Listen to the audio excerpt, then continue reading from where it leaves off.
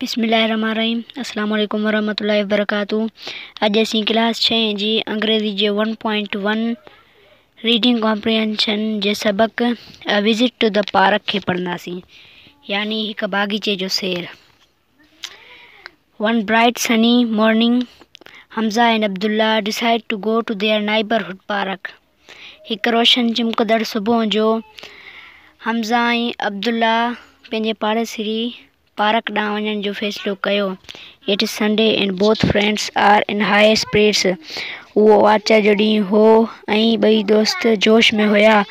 They stop outside the park to buy some ice cream from a small shop near the gate.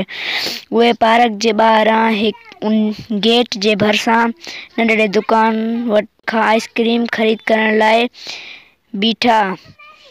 They then enter the park happily eating and chatting until. पोइ उहे park में दाख़िल थिया, खाईंदे ऐं ॻाल्हाईंदे। Abdullah said, "You should not throw your ice cream wrapper on the ground, Hamza."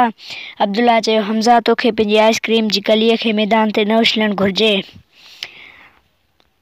Hamza said, "Why shouldn't I?" Hamza चयो, आउं ईअं छो नथो करे सघां?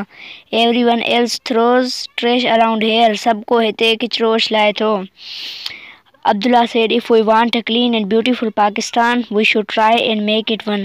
अब्दुल्ला चयो, अगर असां साफ़ पाकिस्तान चाहियूं था त असांखे इहा कोशिश करणु घुरिजे। Hamza said, "But Abdullah, throwing a single wrapper will not make any difference."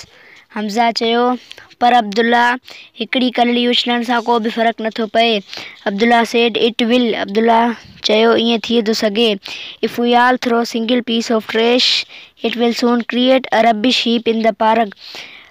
अगर असीं सभु गंद किचिरे जा नंढड़ा नंढड़ा टुकड़ा उछलाईंदासीं त इहो जल्द ई किचिरे जो ढेर थी वेंदो पार्क में। Therefore, we must follow the park rules here and protect our public places.